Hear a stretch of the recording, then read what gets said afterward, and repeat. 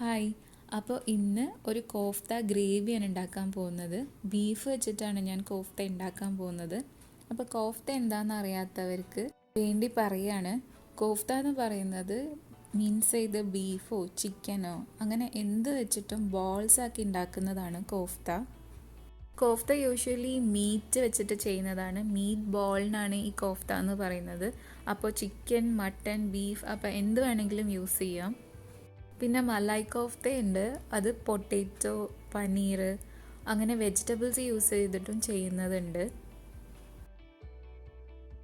ഇപ്പം ഞാൻ കാണിക്കുന്നത് ബീഫ് വെച്ചിട്ടാണ്. ഇത് ചപ്പാത്തിയുടെ കൂടെ അല്ലെങ്കിൽ കുബൂസിൻ്റെ കൂടെ പിന്നെ നെയ്ച്ചോറിൻ്റെ കൂടെയും നല്ല കോമ്പിനേഷൻ ആയിരിക്കും. അപ്പോൾ ആദ്യം തന്നെ കോഫ്തക്കറി ഉണ്ടാക്കാൻ വേണ്ടിയിട്ട് ഒരു പാൻ വെക്കുക. എന്നിട്ട് ഒരു 5-6 ടേബിൾ സ്പൂൺ ഓയിൽ ഒഴിച്ച് കൊടുക്കുക. വെളിച്ചെണ്ണ യൂസ് ചെയ്യാതിരിക്കുന്നതാണ് നല്ലത്. ഞാനിപ്പോൾ ഇവിടെ സൺഫ്ലവർ ഓയിലാണ് യൂസ് ചെയ്തിട്ടുള്ളത്. പിന്നെ കുറച്ച് ഇതുപോലത്തെ വലിയൊരു പാൻ എടുക്കുന്നതായിരിക്കും നല്ലത്. നമുക്കിനി വലിയ ഉള്ളി അല്ലെങ്കിൽ സവാള ഒന്ന് ഫ്രൈ ചെയ്തെടുക്കണം. അപ്പോൾ കുറച്ച് വലിയ പാൻ ആകുമ്പോൾ പെട്ടെന്നായി കിട്ടും.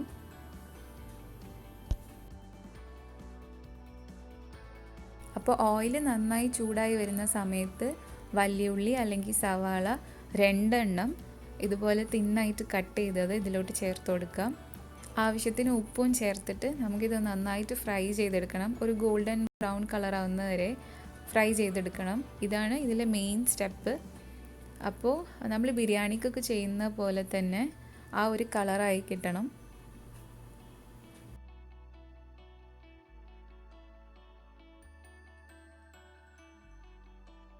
ഇപ്പോൾ ഉള്ളിയുടെ കളറൊക്കെ മാറി വരുന്നുണ്ട്. ഇത് ചെയ്യുമ്പോൾ സൂക്ഷിക്കണം, കരിഞ്ഞു പോകാതെ നോക്കണം. ഇപ്പം നമ്മുടെ ഉള്ളി വറുത്ത് റെഡി ആയിട്ടുണ്ട്. ഇനി കുറച്ച് ഇൻഗ്രീഡിയൻസും കൂടി ചേർത്തിട്ട് ഒരു പേസ്റ്റ് ഉണ്ടാക്കിയെടുക്കണം. അതിന് വേണ്ടിയിട്ട് ഒരു ഗ്രൈൻഡർ ജാർ എടുക്കുക. ചെറിയ ജാർ എടുക്കുന്നതായിരിക്കും നല്ലത്. അപ്പം നല്ല പേസ്റ്റ് പോലെ അരഞ്ഞു കിട്ടും. എന്നിട്ട് ഒരു 3 ടേബിൾ സ്പൂൺ നമ്മൾ നേരത്തെ വറുത്ത് വെച്ച ഈ ഉള്ളി ചേർത്ത് കൊടുക്കണം. ഉള്ളി എന്ന് പറഞ്ഞാൽ വലിയ ഉള്ളി ചേർത്ത് കൊടുക്കുക അല്ലെങ്കിൽ സവാള. ഇനി നമുക്ക് ഇതിലോട്ട് ചേർക്കേണ്ടത് ഒരു കഷ്ണം പട്ട, 2 ഗ്രാമ്പു, 1 ഏലക്ക അതും കൂടി ചേർത്ത് കൊടുക്കാം. ഇനി ചേർത്ത് കൊടുക്കേണ്ടത് ഇത് ഇഞ്ചി വെളുത്തുള്ളിയുടെ പേസ്റ്റാണ്. രണ്ടും കൂടെ 1 ടേബിൾ സ്പൂൺ ഉണ്ടാകും. അതും ചേർത്ത് കൊടുക്കുക. പിന്നെ ഒരു 3 പച്ചമുളക്. പിന്നെ എരിവിനനുസരിച്ചിട്ട് നിങ്ങൾക്ക് കൂട്ടുകയും കുറയ്ക്കുകയൊക്കെ ചെയ്യാം. ഇത് അത്യാവശ്യം എരിവുള്ള കറി തന്നെയാണ്. ഇനി ഭയങ്കര സ്പൈസി ആയിട്ട് കഴിക്കണമെങ്കിൽ നിങ്ങൾക്ക് കൂട്ടാം. ഇനി ഒരു 3 ടേബിൾ സ്പൂൺ തൈര് ചേർത്ത് കൊടുക്കണം. പുളിയില്ലാത്ത തൈരാണിത്. ഇനി ചേർത്ത് കൊടുക്കേണ്ടത് 1/2 ടീസ്പൂൺ മഞ്ഞൾപ്പൊടി ചേർത്ത് കൊടുക്കണം. പിന്നെ 1 ടേബിൾ സ്പൂൺ മുളക് പൊടി ചേർത്ത് കൊടുക്കാം. ഇനി 1 ടേബിൾ സ്പൂൺ മല്ലിപ്പൊടി ചേർത്ത് കൊടുക്കണം. പിന്നെ ലാസ്റ്റായിട്ട് ഒരു 1/4 ടീസ്പൂൺ ഗരം മസാല പൗഡറും കൂടി ചേർത്ത് കൊടുക്കാം. ഒരു പിടി മല്ലിയിലയും കൂടി ചേർക്കാനുണ്ട്. അതും കൂടി ചേർത്തിട്ട് നമുക്കിതൊന്ന് നന്നായിട്ട് പേസ്റ്റ് പോലെ അരച്ചെടുക്കണം. വേറെ വെള്ളമൊന്നും ചേർക്കണ്ട. ഇപ്പം നല്ല പേസ്റ്റായിട്ട് വന്നിട്ടുണ്ട്. ഇനി ഇത് മാറ്റി വെക്കാം. ഇനി വേണ്ടത് ഇതുപോലെ മിൻസ് ചെയ്ത ബീഫാണ്. അപ്പോൾ നിങ്ങൾക്ക് മിൻസ് ചെയ്ത ബീഫ് വാങ്ങിക്കാൻ കിട്ടില്ല എന്നുണ്ടെങ്കിൽ ബോൺലെസ് ആയിട്ടുള്ള ബീഫിൻ്റെ പീസസ് എടുത്തിട്ട് ചെറിയ ഗ്രൈൻഡർ ജാറിൽ ഇട്ടിട്ട് കുറച്ചായിട്ട് പേസ്റ്റ് പോലെ അരച്ചെടുക്കാം. അപ്പോൾ നമുക്ക് നന്നായിട്ട് മിൻസ് ചെയ്ത് കിട്ടും. അല്ലെങ്കിൽ ഫുഡ് പ്രോസസ്സർ ഉണ്ടെങ്കിൽ നിങ്ങൾക്ക് അത് യൂസ് ചെയ്യാം. എന്നിട്ട് നമ്മൾ നേരത്തെ ഉണ്ടാക്കി വെച്ച ആ പേസ്റ്റ് ഇതിലോട്ട് ചേർത്തിട്ട് നന്നായിട്ട് മിക്സ് ചെയ്ത് കൊടുക്കണം. ഇപ്പോൾ ബീഫും നമ്മുടെ ആ മിക്സ് ചെയ്ത പേസ്റ്റും പിന്നെ ആവശ്യത്തിന് ഉപ്പും കൂടി ചേർത്തിട്ടുണ്ട്. അത് പറയാൻ വിട്ടുപോയതാണ്. അതും കൂടി ചേർത്തിട്ട് നന്നായിട്ട് മിക്സാക്കി എടുത്തിട്ടുണ്ട്. ഇനി ഇതുപോലെ കയ്യിൽ എണ്ണ തടവിയിട്ട് നമുക്ക് ബോൾസ് ആക്കിയിട്ട് എടുക്കണം. ഇതിനാണ് നമ്മൾ കോഫ്ത എന്ന് പറയുന്നത്. ഈ മീറ്റ് ബോളിനെയാണ് നമ്മൾ കോഫ്ത എന്ന് പറയുന്നത്. ഇതുപോലെ ബോൾസ് ആക്കിയിട്ട് എടുക്കാം. അപ്പോൾ ഒരു 1/2 കിലോ ബീഫ് വെച്ചിട്ടാണ് ഇപ്പോൾ നമ്മളൊരു 13 ബോൾസ് ഉണ്ടാക്കിയെടുത്തിട്ടുള്ളത്. ഇനി നെക്സ്റ്റ് സ്റ്റെപ്പ് ബാക്കി നമ്മൾ നേരത്തെ വറുത്ത് വെച്ച സവാള ഒരു ഗ്രൈൻഡർ ജാറിലെടുത്തിട്ട് ഇനി ഇതൊന്ന് പേസ്റ്റാക്കി എടുക്കണം. അപ്പോൾ ഇതിലോട്ട് കുറച്ച് വെള്ളം ഒഴിച്ചു കൊടുക്കുക. വെള്ളം ഒഴിച്ചിട്ട് നമുക്കിതൊന്ന് പേസ്റ്റ് ആക്കിയിട്ടെടുക്കാം.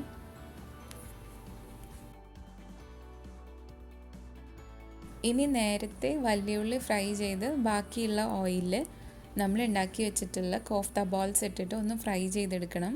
ഡീപ്പ് ഫ്രൈ ചെയ്യേണ്ട കാര്യമില്ല, ആ പുറത്തുള്ള കളറൊന്ന് മാറി കിട്ടിയാൽ മതി. അപ്പോൾ ബീഫ് കുക്കായി കിട്ടാൻ അത്യാവശ്യം സമയമെടുക്കും, അത് പ്രശ്നമില്ല. നമ്മളിനി കറി ഉണ്ടാക്കുമ്പോൾ അതിലിട്ടിട്ട് നന്നായിട്ട് വേവിച്ചെടുക്കും.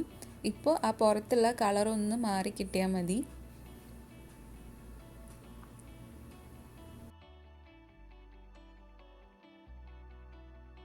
രണ്ട് ഭാഗവും തിരിച്ചിട്ടിട്ട് ഫ്രൈ ചെയ്യുക. എല്ലാ ഭാഗത്തും ആ കളറൊന്ന് ചേഞ്ച് ആയി കിട്ടണം. ഹൈ ഫ്ലെയിമിൽ വെച്ചിട്ട് കുക്ക് ചെയ്താൽ മതി. ഇപ്പോൾ കോഫ്ത നന്നായിട്ട് ഫ്രൈ ആയിട്ടുണ്ട്. ഇനി ലാസ്റ്റായിട്ട് ഗ്രേവി ഉണ്ടാക്കണം. അതിന് വേണ്ടിയിട്ട് ഈ കോഫ്ത ഫ്രൈ ചെയ്ത് ബാക്കിയുള്ള ഓയിലിലോട്ട് 1 ടീസ്പൂൺ ഇഞ്ചി വെളുത്തുള്ളിയുടെ പേസ്റ്റ് ചേർത്ത് കൊടുക്കുക. അത് നന്നായിട്ട് വറുത്തെടുക്കണം. ഈ സമയത്ത് ലോ ഫ്ലെയിമിലാക്കി വെക്കുക. കോഫ്ത ഫ്രൈ ചെയ്ത ഓയിലാവുമ്പോൾ നല്ല ചൂടുണ്ടാവും ഓയിൽ, അപ്പോൾ ലോ ഫ്ലെയിമിലാക്കി വെക്കുക.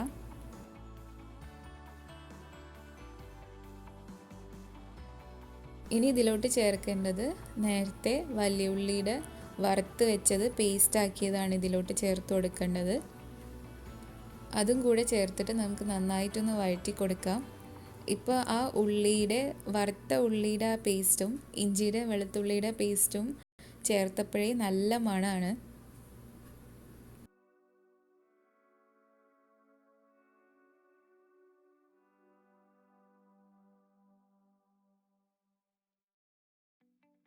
ഇപ്പോൾ ആ ഓയിലൊക്കെ നന്നായിട്ട് തെളിഞ്ഞു വരുന്നുണ്ട്. ഈ സമയത്ത് നമുക്ക് പൊടികൾ ചേർത്ത് കൊടുക്കാം. 1/2 ടീസ്പൂൺ മഞ്ഞൾപ്പൊടി ചേർത്ത് കൊടുക്കണം. പിന്നെ ചേർത്ത് കൊടുക്കേണ്ടത് 1 ടേബിൾ സ്പൂൺ കാശ്മീരി റെഡ് ചില്ലിയാണ്. അപ്പോൾ എരിവിനനുസരിച്ചിട്ട് നിങ്ങൾക്ക് കൂട്ടുകയും കുറയ്ക്കുകയൊക്കെ ചെയ്യാം.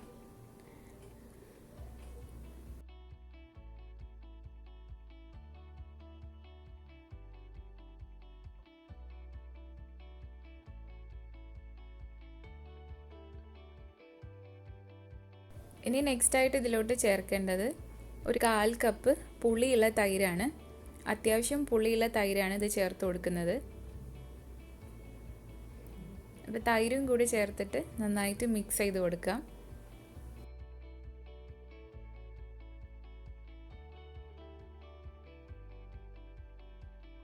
ഇനി ഇതിലോട്ട് ഇത്രയും വെള്ളം ചേർക്കണം. 1 കപ്പോളം വെള്ളം ഞാനിപ്പോൾ ഇതിലോട്ട് ചേർത്തു.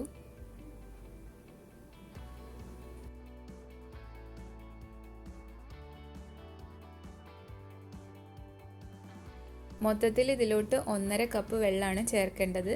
അപ്പോൾ ഇപ്പോൾ 1 കപ്പോളം വെള്ളം ഞാൻ ചേർത്തു.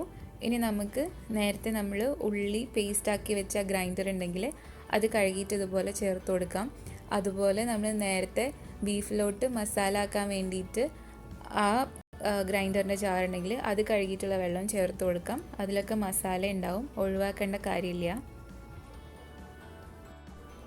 വെള്ളം ചേർത്തിട്ട് തിളച്ച് വരുന്ന സമയത്ത് നമ്മൾ ഫ്രൈ ചെയ്ത് വെച്ചിട്ടുള്ള കോഫ്ത ഇതിലോട്ട് ഇട്ട് കൊടുക്കാം.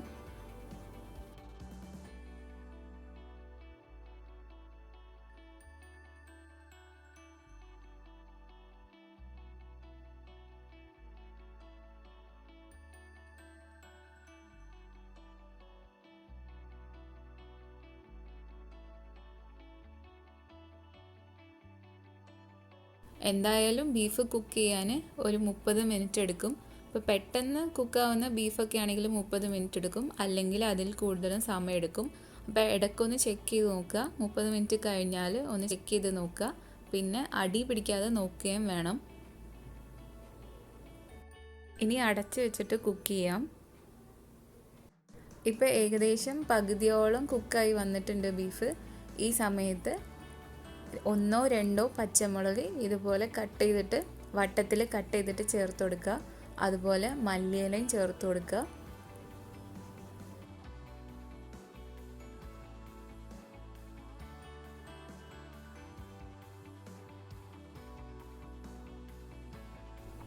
എന്നിട്ട് വീണ്ടും കവർ ചെയ്തിട്ട് കുക്ക് ചെയ്യാം. ഇപ്പോൾ കറി നല്ല തിക്കായിട്ട് വന്നിട്ടുണ്ട്, ബീഫെല്ലാം നന്നായിട്ട് വെന്തിട്ടുണ്ട്. ഇനി ഇത് സെർവ് ചെയ്യാം.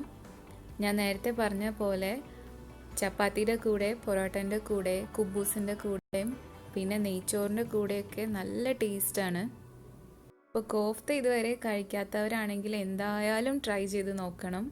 സ്പൈസി ആയിട്ടുള്ള ഗ്രേവിയാണ്, അതിൻ്റെ കൂടെ ആ ബീഫിൻ്റെ ബോൾസും കൂടി കഴിക്കുമ്പോൾ നല്ല ടേസ്റ്റാണ്. എല്ലാവരും എന്തായാലും ട്രൈ ചെയ്ത് നോക്കണം, ഇഷ്ടമാവും. പിന്നെ എപ്പോഴും പറയുന്ന പോലെ വീഡിയോ ഇഷ്ടമായിട്ടുണ്ടെങ്കിൽ സബ്സ്ക്രൈബ് ചെയ്യാൻ മറക്കരുത്. സപ്പോർട്ട് ചെയ്യുക, സബ്സ്ക്രൈബ് ചെയ്യുക. Thank you.